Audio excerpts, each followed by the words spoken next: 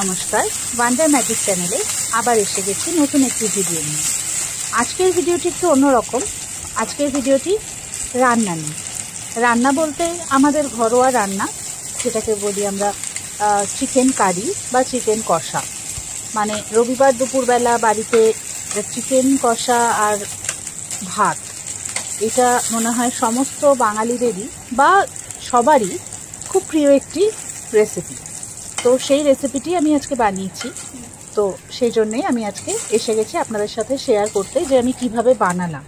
সবাই আপনারা বানান অবশ্যই, তাও আমি আমার বাড়িতে কিভাবে বানাই সেটাই দেখাচ্ছি। তো প্রথমেই দেখলেন আপনারা, আলুগুলোকে আমি ভেজে নিলাম। ভেজে নিয়ে তেলটা গরম করে ওর মধ্যে ফোড়ন দিলাম গোটা গরম মশলা। গোটা গরম মশলা মানে দারচিনি, ছোট এলাচ, লবঙ্গ, সেটি ফোড়ন দিলাম। এটা একটুখানি হওয়ার পরে আমি দিয়ে দিলাম তেজপাতা।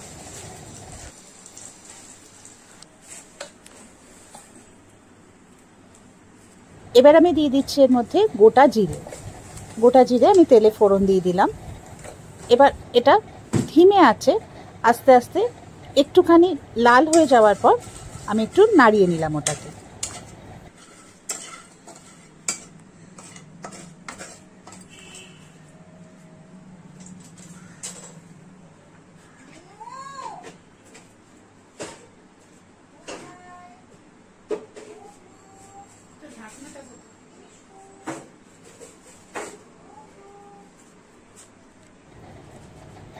এবার আমি দিয়ে দিচ্ছি তেলের মধ্যে, তেলটা গরম, পেঁয়াজ ঘষা। পেঁয়াজটাকে কাটাও দেওয়া যায়, মানে কুচি করে, কিন্তু আমি প্রেফার করি পেঁয়াজটাকে ঘষে দিতে। আমি ছোটোবেলায় দিদার কাছেও শুনেছিলাম যে কোনো বাটা মশলা আমি যদি রান্নায় দিই, সেই রান্নার স্বাদটাই একদম আলাদা, পাল্টে যায়। তো সেই জন্য আমি সবসময় চেষ্টা করি যাতে একটু বাটা মশলার ফ্লেভারটা আনা যায়। এখনকার দিনে বাটা মশলা এখন আর অতটা দেখা যায় না, সবার সময়ের জন্য অতটা বাটা মশলা করে উঠতে পারে না। কিন্তু আমি চেষ্টা করি একটুখানি ওই ঘষে নিয়ে একটুখানি পেঁয়াজ, আদা, রসুন এগুলো দেওয়ার চেষ্টা করি আমি। তাতে কি হয়, রান্নার টেস্টটাই একটু আলাদা আসে।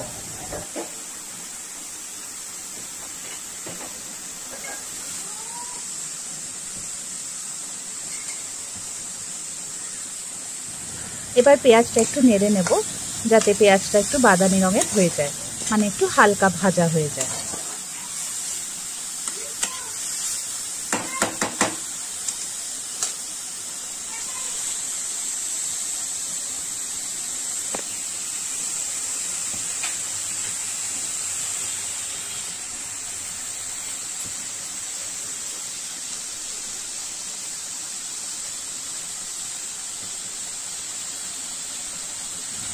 এবার আমি এখানে অ্যাড করছি আদা রসুন বাটা। আদা রসুন বাটা আমি এখানে অ্যাড করে দিচ্ছি পেঁয়াজের সাথে।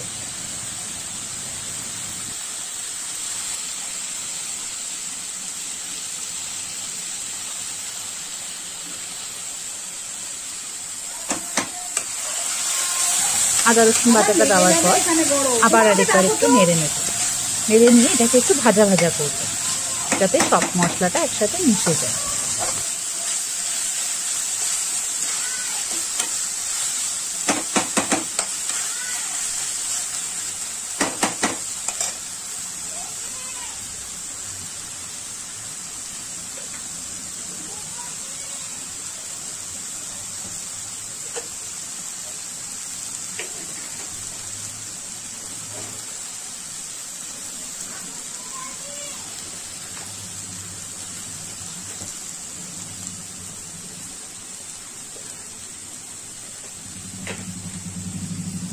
এবার আমি সাইডে রেখে দিয়েছি একটা পাত্র নিয়ে, তার মধ্যে হলুদ, লঙ্কার গুঁড়ো, আর তার সাথে দেব একটু জিরের গুঁড়ো।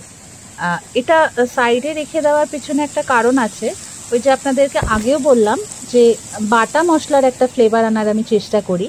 তো এটাও আমি ছোটোবেলায় এখানে শোনা যে ওই গুঁড়ো যে মশলাগুলো আমরা ব্যবহার করি না, সেটাকে একটুখানি মানে পাত্রে নিয়ে অল্প একটু জল দিয়ে ওটাকে গুলে নিলে নাকি এটার মধ্যে একটা বাটা মশলার ফ্লেভার পাওয়া যায়।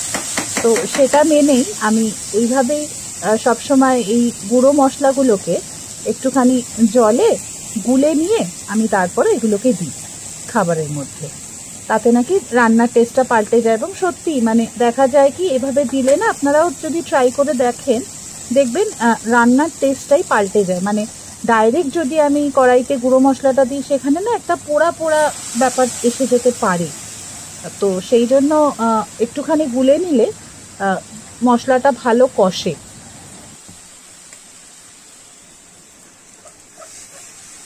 তো মশলাটাই আমি একদম কাচিয়ে ওর মধ্যে দিয়ে দিলাম।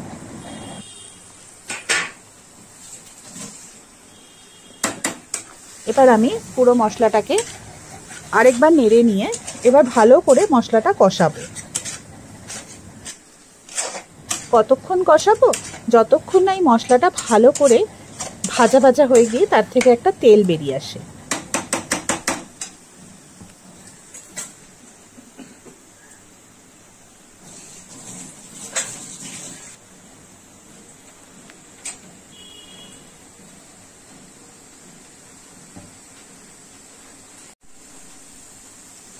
মশলাটা এবার অনেকটাই কষে গেছে। এবার আমি দিয়ে দেবো কয়েকটা কাঁচা লঙ্কা দিয়ে আবার একটু নেড়ে নেব।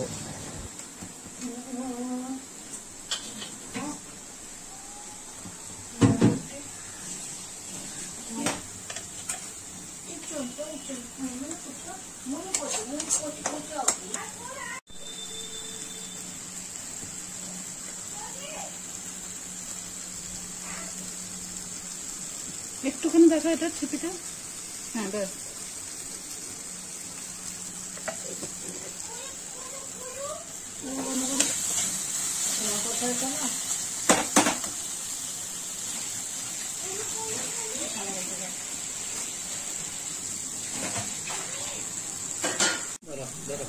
এবার মশলাটা কষা হয়ে গেছে দেখুন।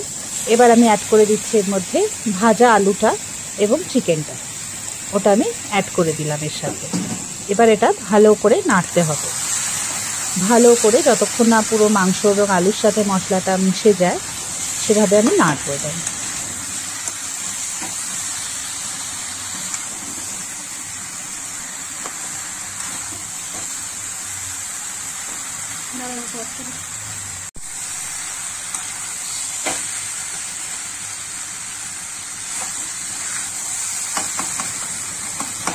বেশ অনেকক্ষণ এটাকে নেড়ে আস্তে আস্তে জিনিসটাকে কষাতে হবে যতক্ষণ না মাংসটা থেকে তেল ছাড়ে।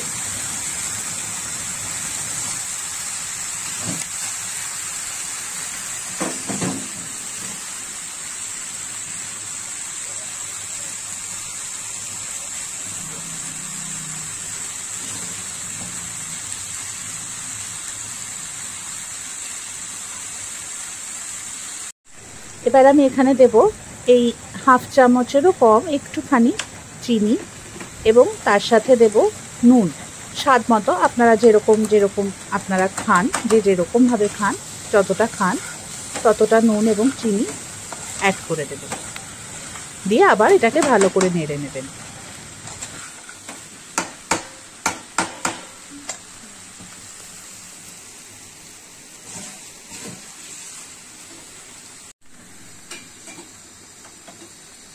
এবার মাংসটি ভালো কষা হয়ে গেছে। এবার আমি এতে অ্যাড করব জল। জলের ব্যাপারে একটা বলে রাখি, মাংসয় যদি আপনি একটুখানি জলটা গরম করে দেন তাহলে ভালো লাগে টেস্টটা। মাংসয় সবসময় জলটা দেওয়ার সময় আপনারা একটু জলটা গরম করে নেবেন।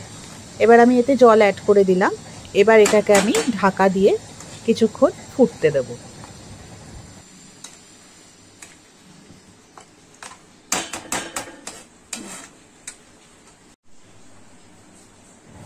মাংসটি আমি ঢেকে দিয়েছি।